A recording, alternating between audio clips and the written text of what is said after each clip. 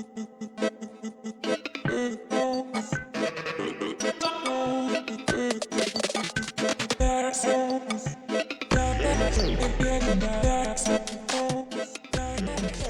movie nerds, and welcome back to Cinematic Sarcastic, a podcast that talks all things movies and television. I'm Natalie, and I'm your host. On today's episode, we are going to talk about The Continental. This is the new television series in the John Wick universe. I guess it's like the MCU now. They have their own universe. This one, as far as I know, only has one episode that's out so far, but the episode is about an hour and a half long. So it's a bit like watching The Continental, a movie, except obviously there will be more episodes. Now, when they announced like all of these spin-offs and offshoots and all of that good stuff, I knew we were getting a movie, which was Ballerina. Also, side note that has nothing at all related to this, Netflix is also releasing a film not related to the John Wick franchise called Ballerina, so that might be a little bit confusing going forward. But I knew they had Ballerina, which I think comes out next year. And then they had The Continental, which I honestly didn't know was going to come out as quickly as it is. I sort of assumed that The Continental and Ballerina were going to come out around the same time, but next year.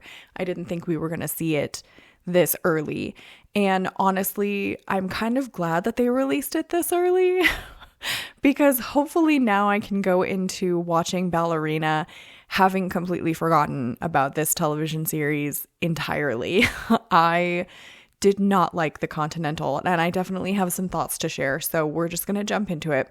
The Continental, though it takes place in the John Wick universe, is taking place considerably earlier in time than any of the John Wick films. So this takes place in 1970, and despite the fact that it's in the same universe, I don't feel like The Continental seems like a John Wick thing at all. Like, if it wasn't for the fight sequences that were in this, I honestly would never have related the two. The title of it, obviously, The Continental, deals around the Continental Hotel where everyone that is a part of the syndicate can kind of go. That's like the safe space. In the Continental television show, it does not seem like this is a safe space yet. I believe that Mel Gibson is kind of in that area, and he definitely is not a good human being. It does have quite a extensive cast, which I honestly think was what sort of surprised me the most when I sat down to watch this. I knew that there were a lot of people in it, but I feel like John Wick works, or the universe of John Wick works, or those movies are always really quite good for two specific reasons. The fight sequences are amazing, and Keanu does a great job, but so does everyone around him. And two, the plot structure or the plot of the films are typically very simple. And I don't mean that as a dig at the John Wick franchise in any way, shape, or form. I think simple plot is what works with John Wick because it's really more of an action-based film series. And so having a super complicated plot, I feel like would take away from that. So having a more simpler plot gives you the ability to sit back and kind of just enjoy the action as it's intended. This was also why I was not a fan of The Continental. Like 15, 20 minutes in, I was super confused. They introduce so many characters, like right out of the gate in that first pilot episode. Even though it is an hour and a half, like I did not feel like they should have been introducing as many characters as they did. I had no idea who was meant to be like a main character. Who am I meant to follow? Why do I care about these people? The fight sequences also just fell short for me.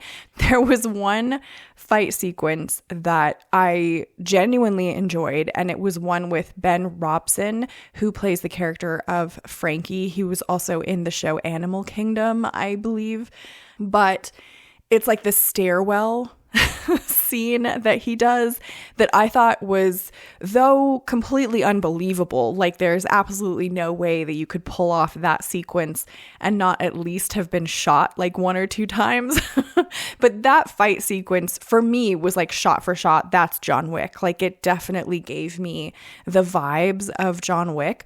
But the other fight sequences throughout the television show, I noticed once or twice kind of early on in some of the fight sequences how poorly executed they were, and then I could not unsee it in any of the rest of them. Like you can actually tell when someone is stopping short throwing a punch, like it doesn't look realistic, like it looks like a rehearsed fight sequence, which obviously they all are. It's a television series, but you should have rehearsed this in my mind in such a way that it is fluid, you know, the way that we are used to seeing it in John Wick, where it's just fluid sort of motion and action, and you enjoy all of that, and there's gunfire and you're just like caught up in the moment.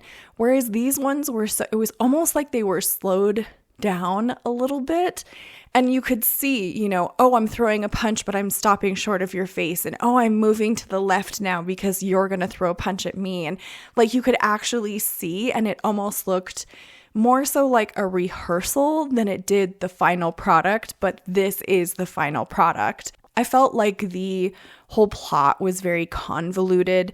Again, because they introduced so many different characters, you didn't spend any significant amount of time with them in order to like really give a shit about what they were doing or why.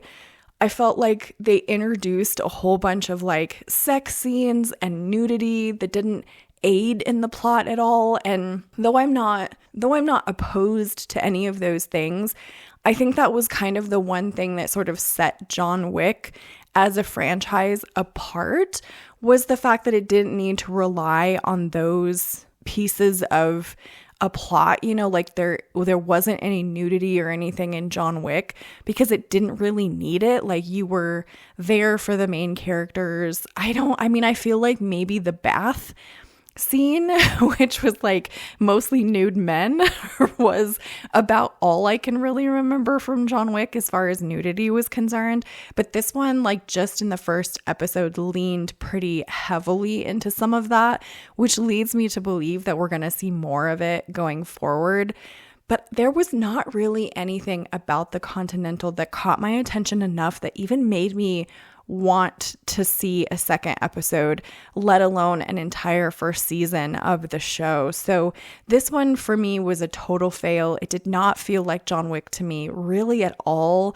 And I don't think that it's something that I'm going to continue watching because there wasn't really much in it other than bad acting in a lot of places and really just, I don't know, it just didn't give me the same feel as the films did. And I had heard in a couple of articles that they were saying that they didn't need Keanu Reeves to do like John Wick 5, and that the show The Continental was going to prove that Keanu Reeves like really didn't need to be there at all, and the franchise could carry itself without him. And I watched this television series and I was just like, yeah, you're wrong.